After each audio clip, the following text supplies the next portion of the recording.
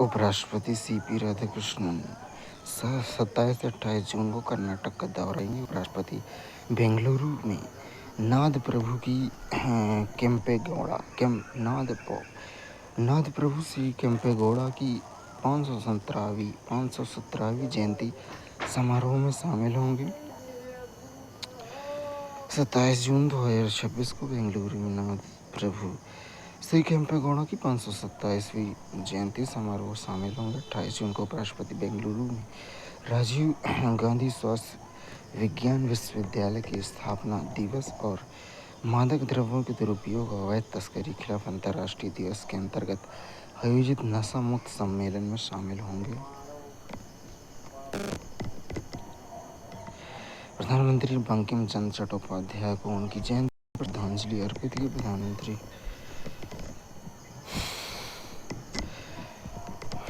भारत वंदे मातरम की 150वीं वर्षगांठ मना रहा है।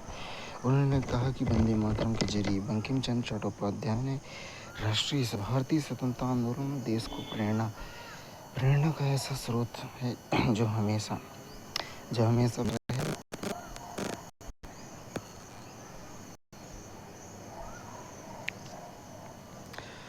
प्रधानमंत्री ने राजर्षि छत्रपति साहू जी महाराज को श्रद्धांजलि अर्पित की।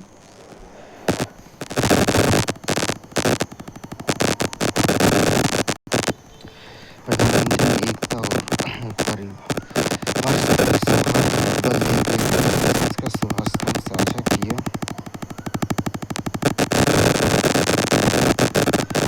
प्रधानमंत्री ने हजरत इमाम हुसैन को श्रद्धांजलि अर्पित की। हजरत हुसैन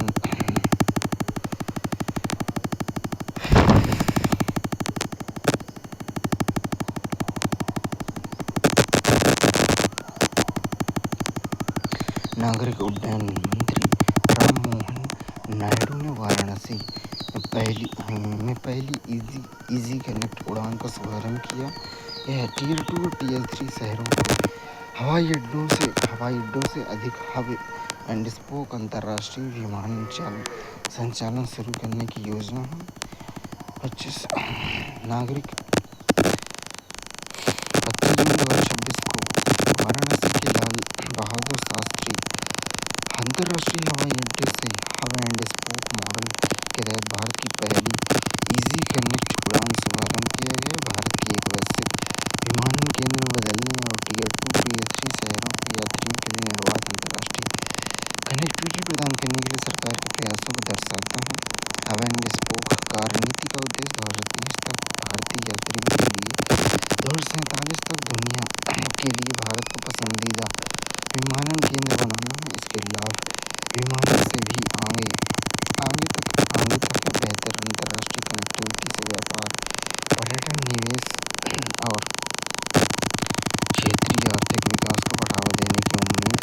मंत्रालय द्वारा किए गए अध्ययनों में से संकेत मिलता है कि विमानन क्षेत्र के विकास में लगभग 0.4 मिलियन प्रत्यक्ष और अप्रत्यक्ष नौकरियों का सृजन हो सकता है। 2030 तक भारत में जीडीपी में 30 बिलियन अमेरिकी डॉलर का योगदान हो सकता है। 2047 तक इसके संचयी प्रभाव से लगभग 16 मिलियन प्रत्यक्ष अप्रत्यक्ष नौकरियों की सहायता मिल सकती है। यह अर्थव्यवस्था में लगभग 1.4 ट्रिलियन अमेरिकी डॉलर का योगदान कर सकता है।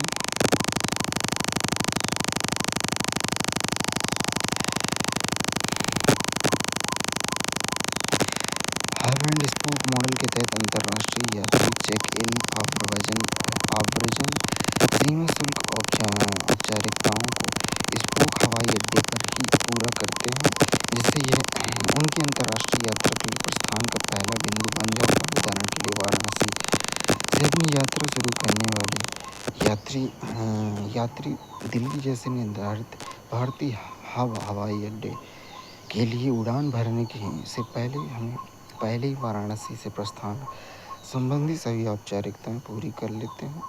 सुरक्षा और संचालन की अखंडता के उच्चतम मानकों को सुनिश्चित करने के लिए इस मॉडल में कई सुरक्षा उपाय शामिल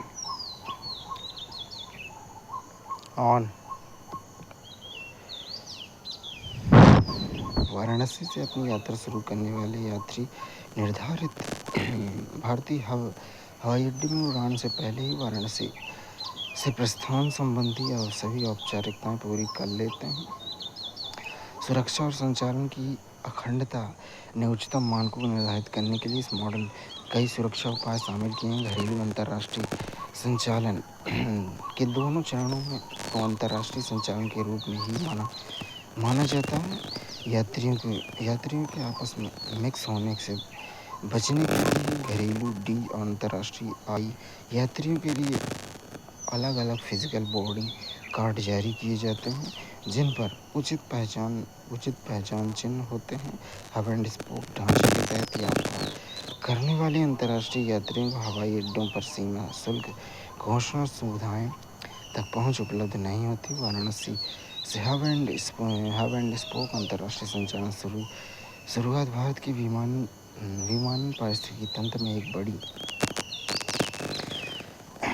एक बड़ी प्रगति का प्रतीक है और देश भर के नागरिकों को समावेशी कुशल विश्व स्तर पर प्रतिस्पर्धी हवाई कनेक्टिविटी उपलब्ध कराने की सरकार की प्रतिबद्धता को सुदृढ़ करती है।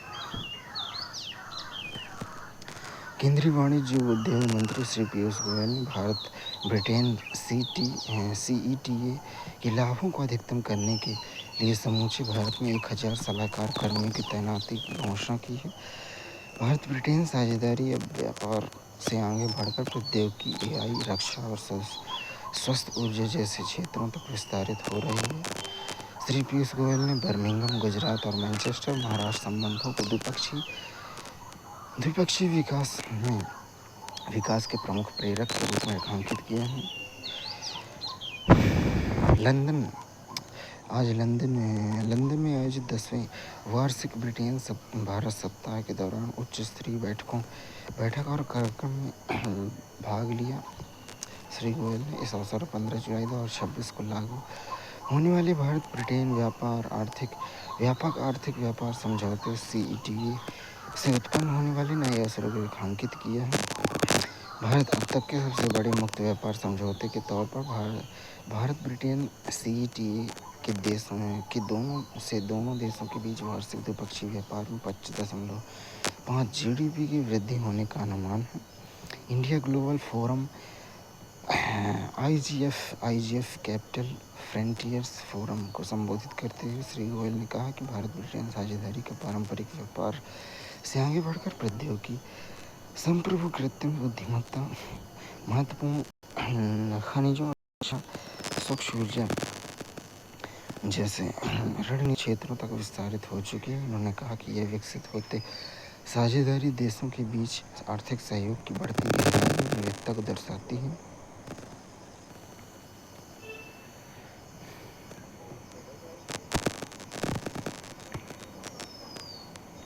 आयरलैंड में भारतीय दूतावास और रेपिडा ने पहली बार भारतीय आमों का प्रसार कार्यक्रम आयोजित किया। दशहरी, चौसा, लांगड़ा, केसर आमों ने भारतीय आमों की समृद्ध विविधता प्रदर्शित की। आइसलैंड की राजधानी रेक्याविक स्थित भारतीय दूतावास में कृत्रिम कृषि और प्रसंस्करण, खाद्य उत्पाद निर्यात विकास प्राधिकरण एपीडा के सहयोग से 24 जून 2026 को रेक्याविक तथा 25 जून 2026 को उत्तरी आयरलैंड के क्यूरेरी में भारतीय आमों का प्रसार कार्यक्रम आयोजित किया। इस कार्यक्रम में भारतीय आमों की समृद्ध विविधता और उनके निर्यात की अपार संभावनाओं को प्रदर्शित किया गया। आइसलैंड में यह पहला भारतीय आम प्रोत्साहन कार्यक्रम है। भारतीय राजदूत श्री R रविंद्र ने भारत की विश्व प्रसिद्ध आम की विभिन्न किस्मों की विशेषता पर प्रकाश डाला और आइसलैंड में भारतीय आमों के निर्यात के विस्तार की व्यापक संभावनाओं पर जोर दिया। भारत EFTA व्यापक आर्थिक साझेदारी समझौता TEPA ने मिलने वाले अवसरों और उनके माध्यम से आइसलैंड में भारतीय आमों के आयात को बढ़ावा देने की संभावनाओं पर उनके अपने विचार को साझा किया। आइसलैंड ट्रेड फेडरेशन के महासचिव श्री ओलाफर स्टीफेंस ने कहा कि आइसलैंड के कारोबारी समुदाय में भारत के प्रति रुचि लगातार बढ़ रही है। विशेष रूप से भारतीय कृषि उत्पाद, खाद्य, खासकर आमों की आयात में वृद्धि संभावनाओं को बेहद उत्साहजनक बताया है। कार्यक्रम में उपस्थित अतिथियों ने भारतीय आमों के 4 प्रकार किस्मों दशहरी, चौसा, लांगड़ा और केसर का स्वाद चखा। आमों के बेहतरीन स्वाद, मनमोहक सुगंध और उत्कृष्ट गुणवत्ता सभी से भरपूर सराहना की। वर्ष 2025 वर्तमान में आइसलैंड मुख्य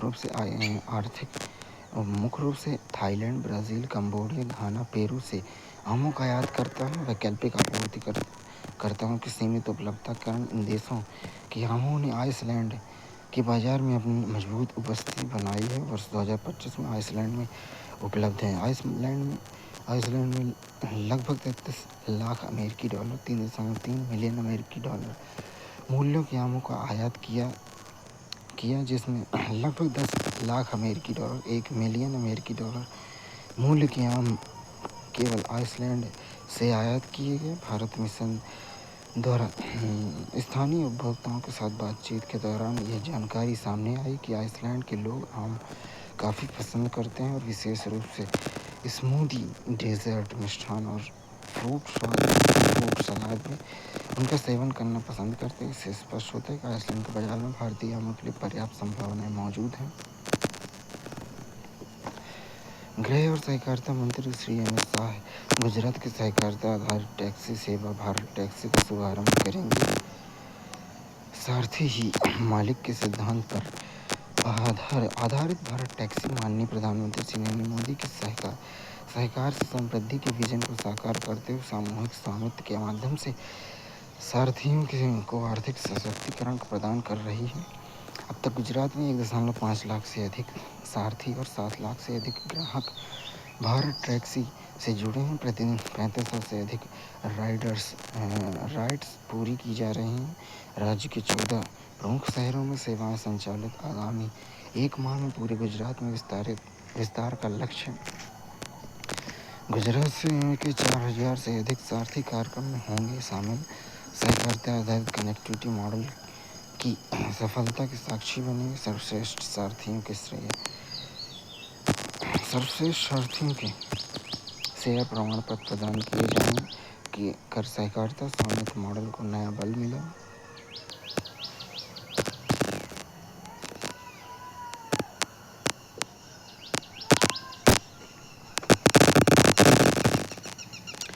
राष्ट्रीय जैव विविधता प्राधिकरण ने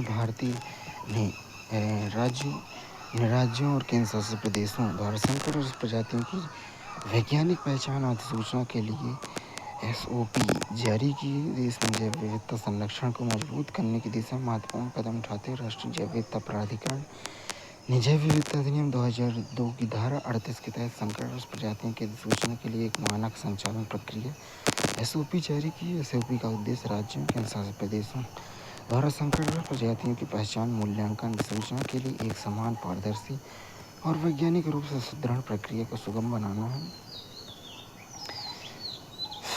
जैव विविधता अधिनियम की धारा 2002 की 38 को केंद्र सरकार से संबंधित राज्य सरकारों से परामर्श करके किसी भी ऐसी प्रजाति संकटग्रस्त प्रजाति के रूप में अधिसूचित करने का अधिकार देती है जो विलुप्त होने की कगार पर है या निकट भविष्य में विलुप्त होने की संभावना है। अधिसूचना में इस संग्रह को विनियमित या प्रतिबंधित किया जाता है और उनके पुनर्वास संरक्षण के लिए उचित उपाय बताए जाते हैं। केंद्र सरकार इन शक्तियों को राज्य सरकारों को सौंप सकती है।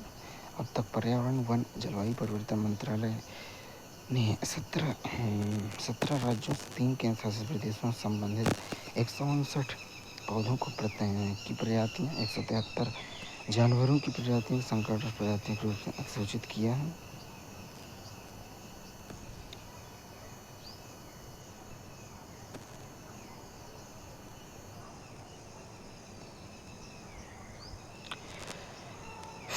एसओपी के प्रकाशन जैव विविधता संरक्षण, प्रजातियों के विलुप्त होने को रोकने के प्रयासों की एक महत्वपूर्ण उपलब्धि है। जैव विविधता 2002 जैव विविधता रणनीति और कार्यक्रम 2024 से 30 तक के विशेष रूप से लक्ष्य 4 मानव जनित प्रजातियों के विलुप्त होने को रोकना, प्रजातियों के पुनरुद्धार को बढ़ावा देना, आनुवंशिक विविधता को बनाए रखने कार्यक्रम में योगदान देता है।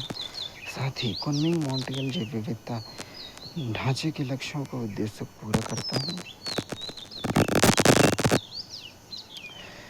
डीआरआई ने सूरत में 2 किलोग्राम कोकीन की खेप जब्त की, एक व्यक्ति गिरफ्तार। डीआरआई के प्रयासों पर मई 2026 में अब तक विभिन्न स्थानों पर 26 किलोग्राम कोकीन जब्त की और 22 लोगों को गिरफ्तार किया।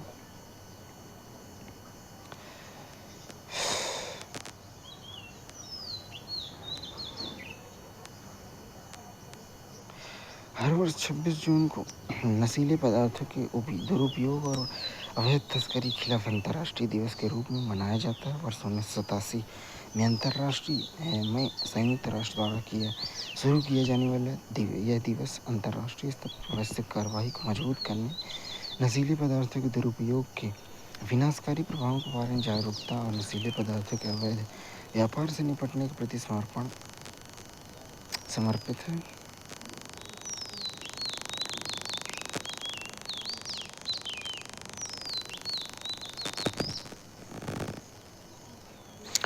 डीआरआई ने सोने की तस्करी करने वाले गिरोह का भंडाफोड़ किया। कई स्थानों पर चलाए गए अभियानों में 15 किलो विदेशी मूल सोना जब्त किया गया है। 15 लोग गिरफ्तार हुए हैं। इस अभियान में डीआरआई ने एक सोने की गलाने की जगह का पता लगाया, उसे नष्ट कर दिया, जिसका उपयोग विदेशी मूल में तस्करी की जाने वाले सोने को पिघलाने के लिए किया जा रहा था।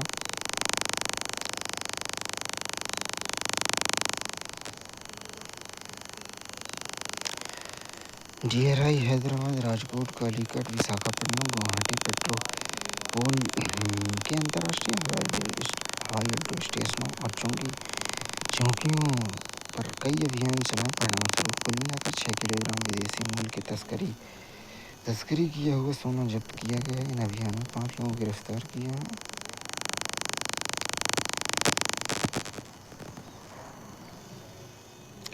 सरकार ने औषध नियमावली 1945 के तहत 5 टेस्ट या विश्लेषण के लिए दवाओं की आयात की प्रक्रिया आसान बनाई है। एनालिटिकल और नॉन एनालिटिकल टेस्टिंग के लिए दवाओं की आयात के वास्ते एक्नॉलेजमेंट बेस्ड सिस्टम शुरू करने के लिए औषधि नियमावली 1945 में संशोधन का मसौदा केंद्रीय स्वास्थ्य और परिवार कल्याण मंत्रालय ने औषधि नियमावली 1945 में संशोधन प्रस्ताव किया। फार्मास्यूटिकल सेक्टर में अनुसंधान एवं नवाचार को बढ़ावा देने और ईज ऑफ डूइंग बिजनेस कारोबार में आसानी को बेहतर बनाने की दिशा में महत्वपूर्ण कदम उठाते हुए फैसला दिया है। इसका उद्देश्य जांच, टेस्ट या विश्लेषण के लिए दवाओं के आयात की अनुमति लेने की प्रक्रिया को आसान बनाने से आमतौर पर फॉर्म 11 का नाम दिया गया है। यह संशोधन एनालिटिकल और नॉन एनालिटिकल टेस्टिंग के मकसद से कम मात्रा में सभी दवाओं के इंपोर्ट के लिए एक्नॉलेजमेंट बेस्ड पावती आधारित सिस्टम शुरू करता है। संशोधित प्रावधानों के तहत देसी दवाओं का आयात करने के इच्छुक आवेदकों को पहले से सूचना वाला फॉर्म, प्रायर इन्फॉर्मेशन फॉर्म जमा करना होगा। वे ऐसी सूचना जमा करने पर मिलने वाली पावती एक्नॉलेजमेंट के आधार पर दवा का आयात कर सकेंगे। यह आसान प्रक्रिया कुछ खास दवाओं को छोड़कर एनालिटिकल और नॉन क्लिनिकल टेस्टिंग के लिए दवाओं के आयात पर लागू होगी। इस खास दवाओं में सेक्स हार्मोन, साइटोटॉक्सिक दवाएं, बीटा लैक्टम दवाएं, जीवित सूक्ष्मजीवों वाले बायोलॉजिक्स और नशीले व साइकोटॉक्सिक पदार्थ शामिल हैं, जिनके लिए पहले लाइसेंस लेने की ज़रूरत बनी रहेगी। उल्लेखनीय है कि स्वास्थ्य और परिवार कल्याण मंत्रालय ने जनवरी 2026 को नई दवाओं और क्लिनिकल ट्रायल नियम 2019 में संशोधन करके घरेलू टेस्ट लाइसेंस के लिए इसी तरह की अधिसूचना प्रणाली शुरू की है। अभी प्रस्तावित संशोधन इसे आयात के मामले में भी लागू करता है। उम्मीद है कि संशोधन टेस्टिंग, अनुसंधान एवं विकास के मकसद से कम यात्रा के लिए आयात के लिए लाइसेंस की ज़रूरतों को कम करके आवेदकों पर अनुपालन का बोझ काफ़ी कम कर देगा। यह फार्मास्यूटिकल अनुसंधान और विकास क्षेत्र को नियंत्रण मुक्त करने में महत्वपूर्ण भूमिका निभाएगा। स्टार्टअप व उद्योगों को तेज़ी से टेस्टिंग या एनालिटिक्स शुरू करने में मदद करेगा। ऑनलाइन सूचना प्रणाली, ऑनलाइन इंटीमेशन सिस्टम हितधारकों के लिए आसान और तुरंत काम करने वाले माध्यम प्रदान करेगा।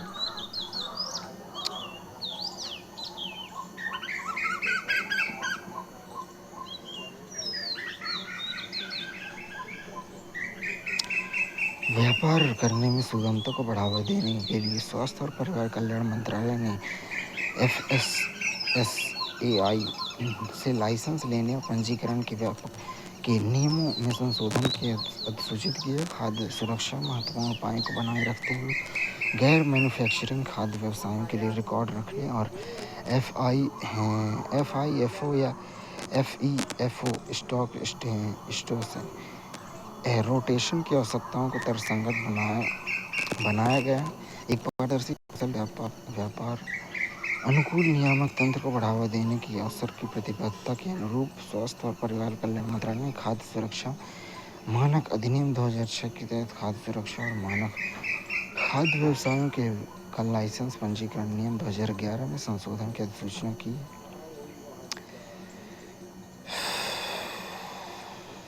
इसका उद्देश्य खाद्य व्यवसायों के अनुपालन आवश्यकताओं को आसान बनाना है।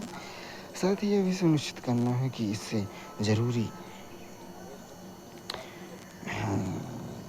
जरूरी हो वहाँ आवश्यक खाद्य सुरक्षा और पदार्थों के स्रोत को पता लगाने के लिए जुड़े जरूरी उपाय लागू करना।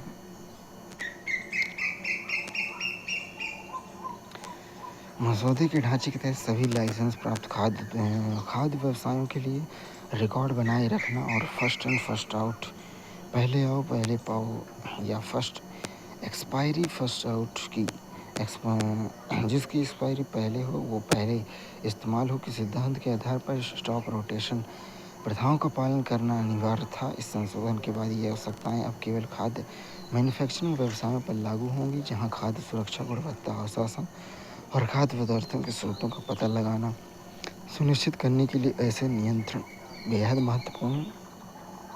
खाद्य विक्रेताओं और दूसरी संस्थाओं सहित गैर मैन्युफैक्चरिंग खाद्य व्यवसायों को इन आवश्यकताओं को छूट दे दी गई है। इस कदम से खाद्य व्यवसाय चलाने वाले खासकर छोटे और मझोले व्यवसायों पर अनुपालन का बोझ काफ़ी कम होने की उम्मीद है, जबकि इन क्षेत्रों में मजबूत खाद्य सुरक्षा निगरानी बनी रहेगी।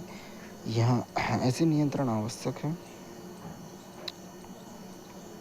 इसका उद्देश्य व्यापार करने में सुगमता में सुधार करना और खाद्य क्षेत्र में जोखिम आधारित परिणाम उन्मुख नियामक को बढ़ावा देना। पिछले कुछ 16 वर्षों में खाद्य व्यवसाय संचालन के लिए अनुपालन को सरल बनाने के लिए कई उपाय शुरू किए गए, जिनमें स्थायी लाइसेंस और पंजीकरण का प्रावधान, टर्नओवर सीमाओं में संशोधन और स्ट्रीट फूड वेंडरों के लिए दोहरे अनुपालन की आवश्यकताओं को हटाना और जोखिम आधारित निगरानी प्रणाली लागू करना शामिल है।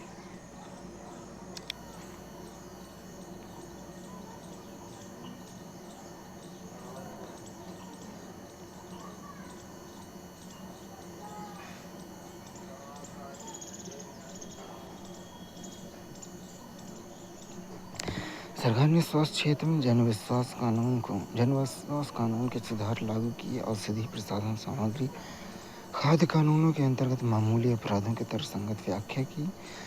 जन स्वास्थ्य और उपभोक्ता सुरक्षा के लिए कड़े सुरक्षा मानकों को बरकरार रखते हुए कारोबार में सुगमता बढ़ाने देने के उद्देश्य सुधार किए गए। सरकार ने जन विश्वास कानून 2026 के अंतर्गत औषधि और प्रशासन सामग्री कानून 1940 तथा खाद्य सुरक्षा और मानक कानून 2006 में संशोधन के संबंधित महत्वपूर्ण सुधारों के व्यवहार कर दिया। इसका उद्देश्य विश्वास आधारित सुशासन को बढ़ावा देना, व्यवसायों पर अनुपालन को का बोझ कम करना, सार्वजनिक स्वास्थ्य सुरक्षा के समझौते के बिना नियामक प्रवर्तन को संगठन को अधिक संतुलित बनाना। इन संशोधनों के तहत कुछ छोटे और तकनीकी उल्लंघनों को अपराध की श्रेणी से बाहर किया गया तथा ऐसे मामलों में आपराधिक कार्रवाई के स्थान पर प्रशासनिक दंड का प्रावधान किया गया। इसमें कारोबार को सुगमता को बढ़ावा मिलेगा और नियामक व्यवस्था अधिक प्रभावी बनेगी। वहीं जनविश्वास और उपभोक्ता सुरक्षा के लिए खतरा पैदा करने वाले गंभीर अपराधों के विरुद्ध कड़े प्रावधान पहले ही की तरह प्रभावी होंगे। इन सुधारों के तहत औषधि और प्रसाधन कानून 1940 की धारा 29 को समाप्त कर दिया गया। इस धारा में किसी औषधि या प्रसाधन सामग्री के विज्ञापन में सरकारी विश्लेषण की रिपोर्ट का उपयोग करने पर 1 लाख रुपए तक के दंड का प्रावधान था। अब इस प्रावधान को हटा दिया गया। इसके अलावा कम जोखिम वाली प्रसाधन सामग्रियों के निर्माण या बिक्री संबंधित उल्लंघनों को अब प्रशासनिक दंड व्यवस्था के अंतर्गत लाया गया है। इसमें ऐसे मामले शामिल हैं जिसमें कोई कॉस्मेटिक उत्पाद गुणवत्ता के मामूली मानकों का पालन नहीं करता हो या उसके लेवल पर कमियां अथवा त्रुटियां हों। हालांकि नकली या मिलावटी कॉस्मेटिक से जुड़े अपराध जिनका सीधा संबंध उपभोक्ता सुरक्षा से है, उनके विरुद्ध कानून के तहत पहले की तरह कड़ी दंडात्मक प्रावधान लागू रहेंगे। संशोधन के तहत धारा 28A में के उल्लंघन को भी प्रशासनिक दंड की श्रेणी में शामिल किया गया। ये उल्लंघन मुख्य रूप से रिकॉर्ड का रखरखाव, आवश्यक जानकारी उपलब्ध कराना तथा अन्य प्रक्रियागत एवं अनुपालन संबंधी आवश्यकताओं से जुड़े होते हैं। नई व्यवस्था के प्रभावी क्रियान्वयन के लिए निर्णायक प्राधिकरण की नियुक्ति तथा अपील प्रबंधन से संबंधित प्रावधान भी किए गए। इससे ऐसे मामलों का समयबद्ध पारदर्शी प्रभावी निपटारा सुनिश्चित किया जा सकेगा। खाद्य मानक कानून 2006 के तहत खाद्य सुरक्षा अधिकारियों के विरुद्ध झूठी शिकायतें दर्ज करने संबंधी मामलों में अदालतों द्वारा जुर्माना लगाने के प्रावधान को अब प्रशासनिक दंड व्यवस्था में परिवर्तित कर दिया गया है। जब्त की गई वस्तुओं के साथ छेड़छाड़ करने पर मिलने वाली सजा को भी युक्तिसंगत बनाया गया। इसके तहत कारावास की अवधि 6 माह से घटाकर 3 माह कर दी गई है। इसके अलावा खाद्य सुरक्षा अधिकारियों के कार्य में बाधा डालने या उसका विरोध करने संबंधी प्रावधानों को खाद्य सुरक्षा और मानक कानून से हटा दिया गया है, क्योंकि ऐसे अपराध पहले ही भारतीय न्याय संहिता BNS के प्रावधानों के अंतर्गत पर्याप्त रूप से शामिल है। इसमें कानूनी ढांचे के अनावश्यक दोहराव समाप्त होगा। जन विश्वास 2026 के माध्यम से नए सुधार में आधुनिक पारदर्शी विश्वास आधारित नियामक इकोसिस्टम विकसित करने की प्रतिबद्धता दर्शाते हैं।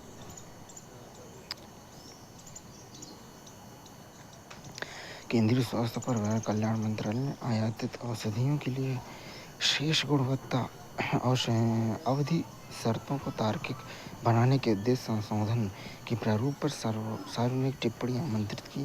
प्रस्तावित संशोधनों का उद्देश्य पर्याप्त शेष गुणवत्ता अवधि वाली गुणवत्तापूर्ण औषधियों की उपलब्धता सुनिश्चित करते हुए व्यवसाय सुगमता बढ़ाना है।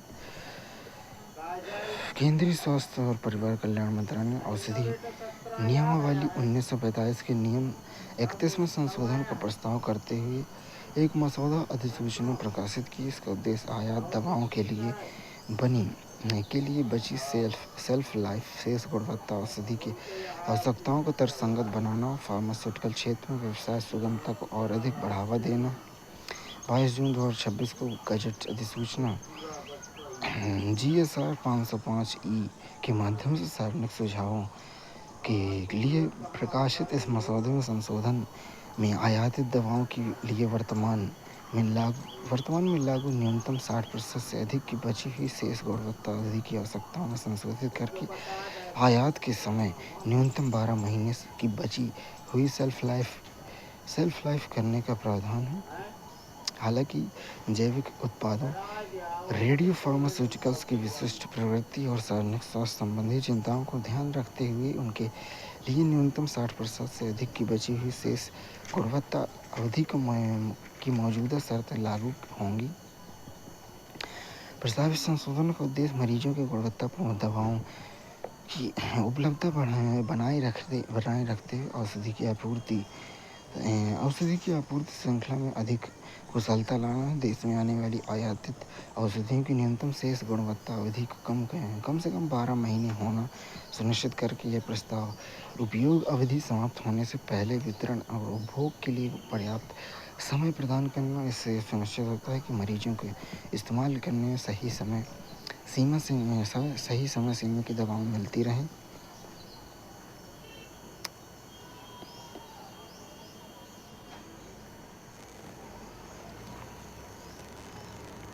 केंद्रीय गृह और सहकारिता मंत्री श्री अमित शाह ने आज नई दिल्ली में नार्को कोऑर्डिनेशन सेंटर NCORD को 10वीं शीर्ष स्तरीय बैठक की अध्यक्षता की और मादक पदार्थ नियंत्रण पर विजन डॉक्यूमेंट 2026 से 29 का विमोचन किया।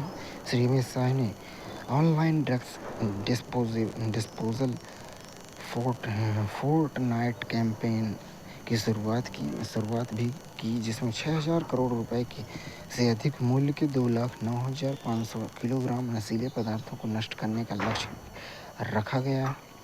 ड्रग्स के खिलाफ लड़ाई में NCB द्वारा जारी vision document on narcotic control का उद्देश्य सिंथेटिक ड्रग डार्क नेटवर्क, सीमा पार तस्करी और नए खतरों के खिलाफ संस्थागत क्षमता को और सुदृढ़ और मजबूत बनाना है। प्रधानमंत्री श्री नरेंद्र मोदी जी के नेतृत्व में हम ड्रग्स के कारोबार के पूरे इकोसिस्टम पर अगले 3 वर्षों में ऐसा प्रहार करेंगे कि ये दशकों तक उठ न पाए। डिटेक्ट, डिसरप्ट एंड डिस्ट्रॉय की नीति से ह्यूमन व टेक्नोलॉजी इंटेलिजेंस व कम्युनिटी पुलिसिंग के जरिए सोर्स से लेकर किंगपिन तक नार्को के तंत्र को ख़त्म करना होगा। हमें ड्रग्स के व्यापारियों के प्रति रूथलेस अप्रोच और पीड़ित युवाओं के प्रति सिंपैथिक अप्रोच रखना होगा। यह बड़े NDPS मामलों की वित्तीय जांच और अपराध की कमाई को फ्रीज और सीज करना हमारी प्राथमिकता है। सभी राज्य ANTF को कुल टाइम डेडिकेटेड इक्विप्ड और अकाउंटेबल यूनिट बनाएं। विदेश में छिपे ड्रग तस्करी और गैंगस्टर के खिलाफ रेड कॉर्नर नोटिस प्रत्यार्पण और CBI के माध्यम से कार्रवाई तेज करने के लिए राज्य एक तंत्र विकसित करे। डिमांड रिडक्शन के लिए अभिभावकों, शिक्षकों, शैक्षिक संस्थानों, युवा संगठनों व मंत्रालयों की भागीदारी से ड्रग्स फ्री जोन बनाए हुए जन जागरूकता अभियान चलाए जाएंगे। बड़े मामलों में जल्द सजा सुनिश्चित करने के लिए गृह मंत्रालय एक्सक्लूसिव NDPS कोर्ट की दिशा में कार्यरत राज्य भी अपनी हाई कोर्ट के एक्सक्लूसिव NDPS कोर्ट की गठन करें। सीमा, पोर्ट, एयरपोर्ट, गांव, कम्युनिटी पुलिसिंग और क्राइम मैपिंग के जरिए हर ड्रग नेटवर्क की पहचान करनी होगी। ड्रग कार्टेल की फाइनेंसिंग नेटवर्क और नेतृत्व और पूरे नेटवर्क पर हमला करना होगा। बड़े मामले में ED के जरिए वित्तीय जांच अनिवार्य हो। ड्रग की लड़ाई के खिलाफ हमारा रोड मैप 4 स्तंभों पर आधारित है: एनफोर्समेंट, इंटेलिजेंस व ऑपरेशन, प्रीकर्सर व synthetic drug control, demand destruction व रिहेबिलिटेशन, कैपेसिटी बिल्डिंग व कोऑर्डिनेशन। केंद्रीय गृह मंत्री ने एनसीबी वार्षिक रिपोर्ट 2025 का विमोचन और जम्मू कश्मीर गुवाहाटी में एनसीबी के जोनल कार्यालय का भी उद्घाटन किया है। केंद्रीय गृह और सहकारिता मंत्री CMSI ने नई दिल्ली में विज्ञान भवन में नार्को कोऑर्डिनेशन सेंटर की 10वीं शीर्ष बैठक की अध्यक्षता की।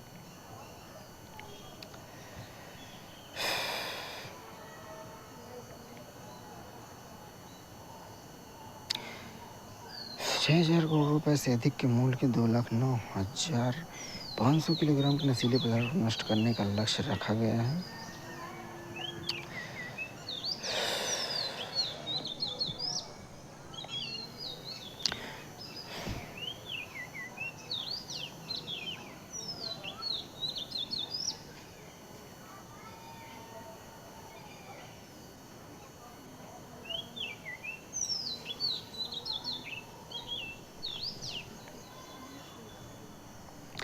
केंद्रीय मंत्री शिवराज सिंह चौहान की पहल पर पहली बार 28 से 29 जून को दिल्ली में होगा राष्ट्रीय ग्रामीण विकास सम्मेलन।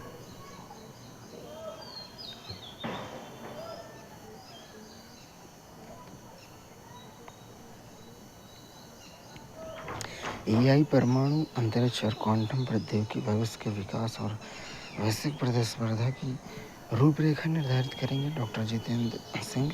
राष्ट्रीय क्वांटम मिशन ने 3 वर्षों के भीतर अपने आधे से अधिक लक्ष्य हासिल कर लिए हैं। भारत अग्रणी देशों के साथ कदम मिलाकर आगे बढ़ रहा है।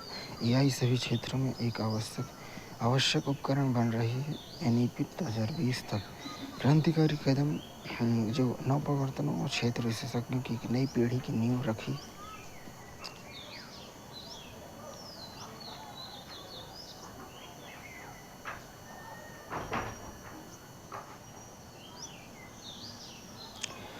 भारत अत्याधुनिक प्रौद्योगिकी की एक प्रमुख शक्ति के रूप में तेजी से उभर रहा है और राष्ट्रीय क्वांटम मिशन ने 2023 से शुरू होने के 3 वर्ष के भीतर अपने लक्ष्य परिणामों में से आधे को हासिल कर लिया है।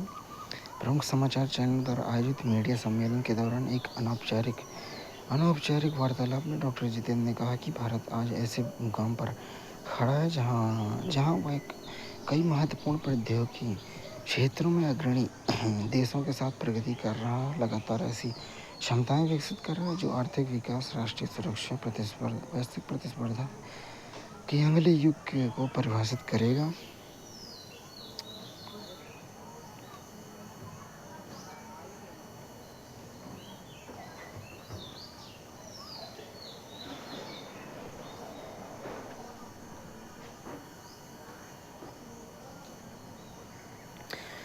केंद्रीय न्याय एवं अधिकारिता मंत्री डॉक्टर जितेंद्र कुमार ने हरिद्वार में मादक पदार्थों के विरोधी जागरूकता कार्यक्रम का नेतृत्व किया। नशा मुक्त भारत सप्ताह 2026 में 1.31 करोड़ से अधिक नागरिक शामिल हुए हैं। नशा मुक्ति के लिए देश एकजुट। सामाजिक न्याय अधिकारिता मंत्रालय ने महत्वपूर्ण समझौते ज्ञापन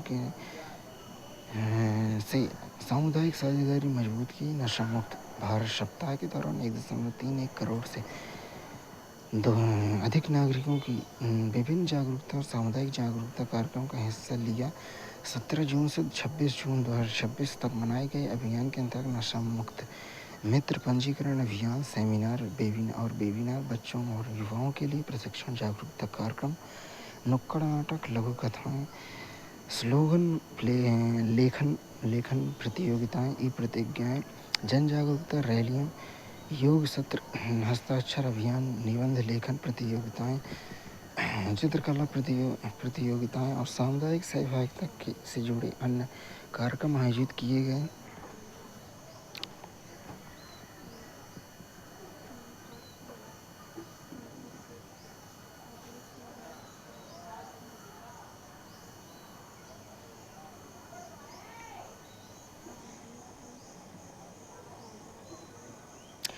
नशा मुक्त भारत सप्ताह 2026 तथा मादक पदार्थों के दुरुपयोग तस्करी के लिए अंतर्राष्ट्रीय दिवस के सफल आयोजन ने संपूर्ण सरकार संपूर्ण समाज की सहभागिता पर विशेष दृष्टिकोण के से सरकार की नशा मुक्त आवाज़ के निर्माण के प्रति अटूट प्रतिबद्धता को एक बार फिर दोहराया। सामाजिक न्याय अधिकारिता विभाग ने सभी नागरिकों, युवा संस्थानों, युवा संगठनों, शैक्षिक संस्थानों, सामुदायिक हितधारकों के लिए राष्ट्रीय जन आंदोलन के सक्रिय रूप से सहभागी बनाने, नशा मुक्त भारत खुशहाल भारत के संकल्प साकार करने में योगदान देने का आह्वान किया। भारत ने बिम्स्टेक में आयोजित SCO वीमेंस फोरम 2026 में महिला नेतृत्व वाले विकास के प्रति अपनी प्रतिबद्धता दोहराई है। केंद्रीय महिला और बाल विकास मंत्री श्रीमती अन्नपूर्णा देवी ने आज किर्गिज़ गणराज्य के बिश्केक में आयोजित SCO वीमेंस फोरम 2026 को वीडियो संदेश के माध्यम से संबोधित किया। उन्होंने शंघाई सहयोग संगठन और उनके पारस्परिक समानता और सर्वसम्मति के सिद्धांतों के प्रति भारत की प्रतिबद्धता की पुनर्पुष्टि की और साझेदारी को सुदृढ़ करने तथा संगठन में साझा विकास लक्ष्यों को आगे बढ़ने की प्रतिबद्धता दोहराई।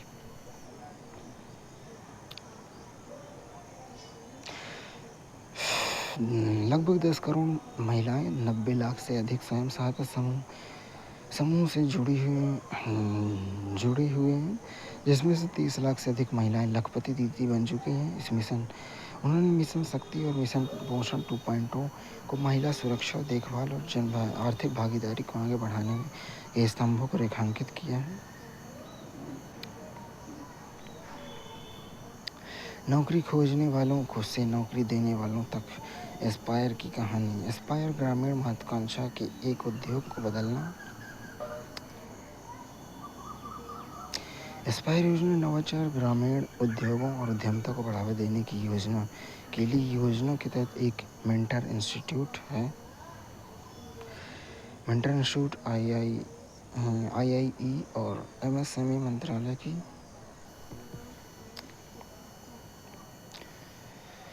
MSME ने 2015 में एस्पायर योजना शुरू की ताकि खासतौर पर ग्रामीण और कृषि आधारित क्षेत्रों में उद्यमिता और रोजगार को बढ़ावा दिया जा सके।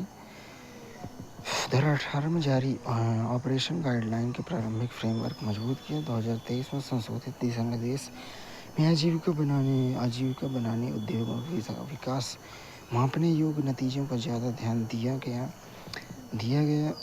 आज एस्पायर का मुख्य उद्देश्य केंद्र आजीविका व्यवसाय इंक्यूबेटरों को बढ़ाना, बढ़ता नेटवर्क जो लोगों को कौशल हासिल करने से लेकर उद्यम बनाने तक में मदद करता है। जहां उद्यम लेते हैं नया ऑफर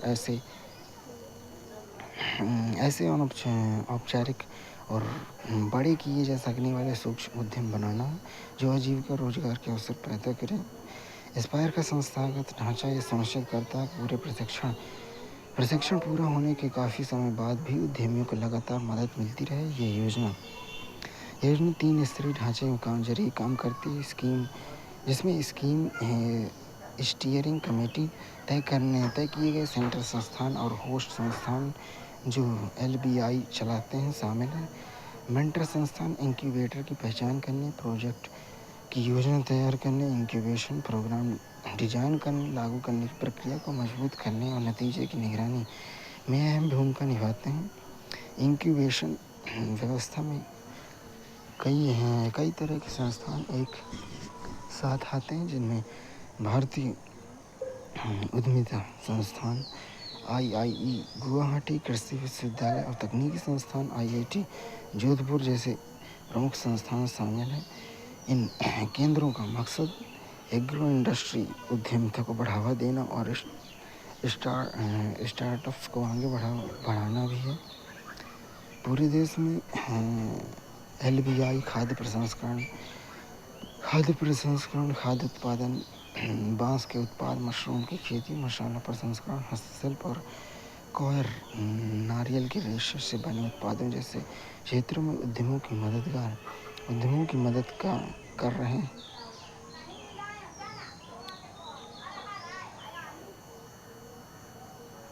एस्पायर लोगों को सिर्फ शुरुआती उत्पादन से आगे बढ़ाकर प्रसंस्करण, विनिर्माण, मूल्य संवर्धन की ओर बढ़ने के लिए प्रोत्साहित करती है।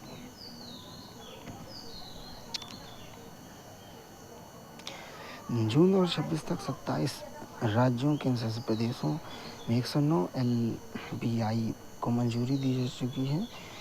इन इंक्यूबेटर्स ने लगातार 1.23 लाख से ज़्यादा लोगों को प्रशिक्षण दिया।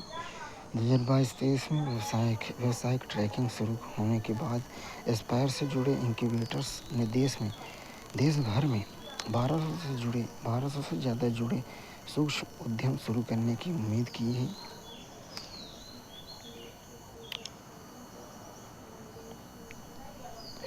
दो 2022-23 में इस योजना ने देश भर में 28,500 से ज़्यादा महिलाओं के लिए उद्यमिता मौके बनाए हैं, जो उद्यमी बनाने में महिलाओं की भागीदारी को इनकी बढ़ती भूमिका दर्शाता है।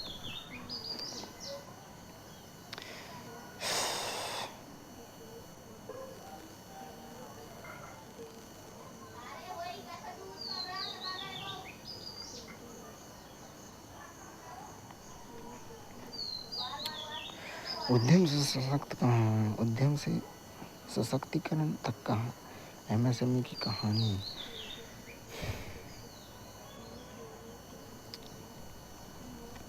संयुक्त राष्ट्र को 27 जून को सूक्ष्म लघु और मध्यम उद्यम दिवस नियत किया। यह आयोजन MSME के महत्वपूर्ण योगदानों के प्रति जागरूकता बढ़ाने, सतत विकास लक्ष्यों को हासिल करने में सहायक है। MSME दिवस 2026 का विषय नवाचार और सतत औद्योगिक विकास के माध्यम से MSME का सशक्तिकरण करना है।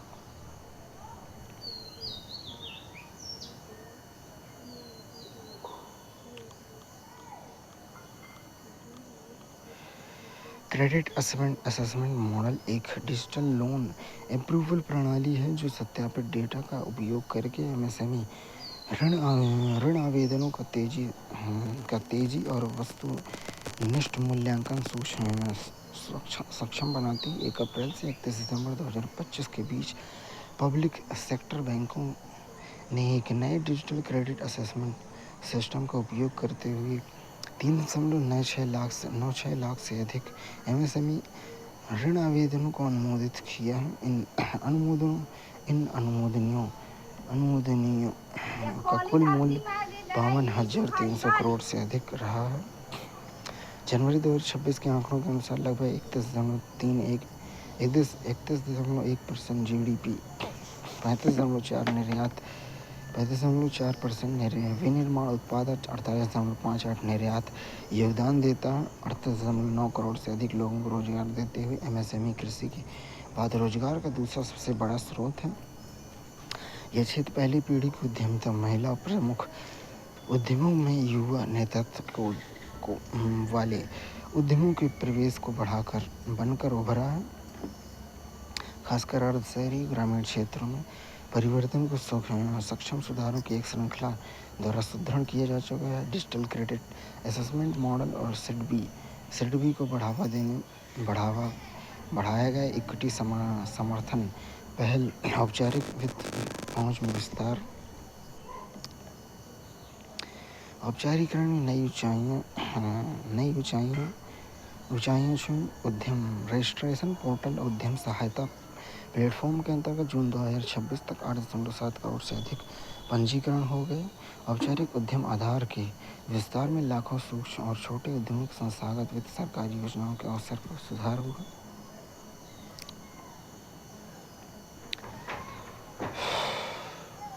क्रेडिट पहुंच का विस्तार। Credit guarantee fund trust micro and finance enterprises ने अपनी 25वीं वर्षगांठ मनाई। 1 जनवरी से 30 नवंबर 2025 की अवधि में 29.03 लाख गारंटी अनुमोदित की गई, जिसकी राशि 3.77 लाख करोड़ थी।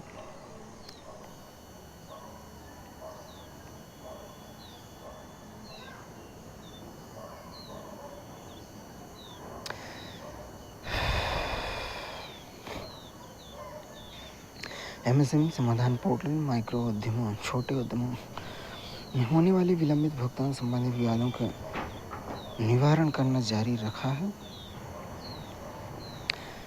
99.72% निपटान दर है। सरकार ने online dispute resolution ODR portal launch किया है।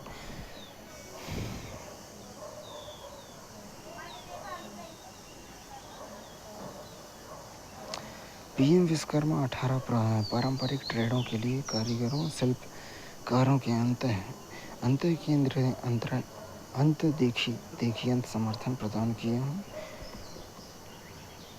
कौशल उन्नयन में 24 लाख से अधिक लाभार्थियों के बेसिक कौशल प्रशिक्षण पूरा किया। क्रेडिट समर्थन में 5,133 करोड़ से अधिक की राशि, 5.98 लाख से अधिक लाभार्थियों को बिना जमानत के ऋण के रूप में स्वीकृत की गई। डिजिटल प्रोत्साहन 7.91 लाख से अधिक लाभार्थियों को डिजिटल रूप में सक्षम किया गया।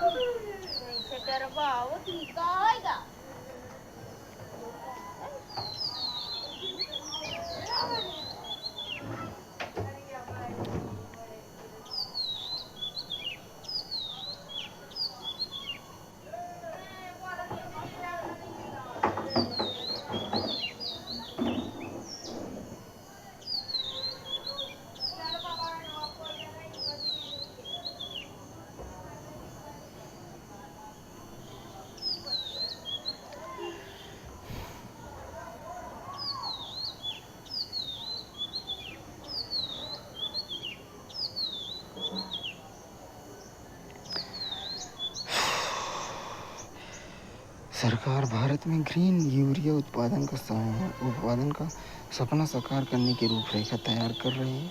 सरकार ने सतत कृषि, कार्बन तटस्थता और तकनीकी आत्मनिर्भरता की दिशा में बड़ा कदम उठाया है। इस संबंध में उर्वरक विभाग ने भारत में DPIL में ग्रीन यूरिया प्लांट लगाने के लिए उच्च स्तरीय प्री एक्सट्रैक्शन और इंटरेस्ट बैठक सफलतापूर्वक आयोजित की।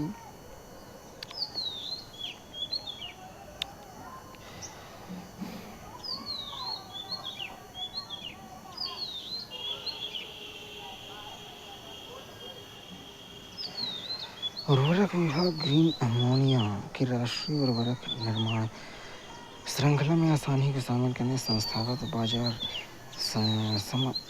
समांतर ढांचे तैयार करने पर काम कर रहा है।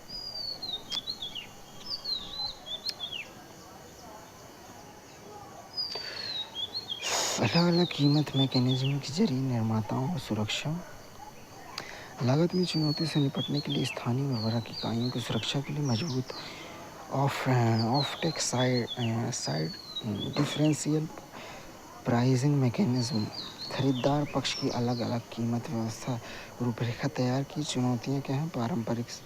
पारंपरिक ग्रे अमोनिया की तुलना में ग्रीन अमोनिया के उत्पादन में ज़्यादा लागत आती है, जिससे बिना मदद के ग्रीन यूनियन प्रतिस्पर्धा नहीं रह पाता है। समाधान क्या है?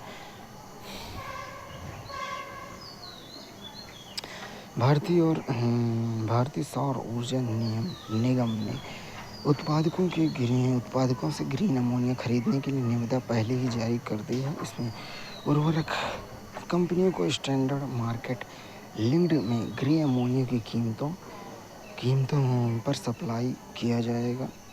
ग्रीन यूरिया के लिए भी कुछ इसी तरह के सिस्टम का विचार किया जा सकता है। धीरे धीरे कम होने की मदद के साथ उत्पादक पक्ष को प्रोत्साहन। रिवर्स नीलामी के जरिए 7.24 लाख MT प्रति वर्ष ग्रीन अमोनिया की खरीद का लक्ष्य तय किया जाएगा।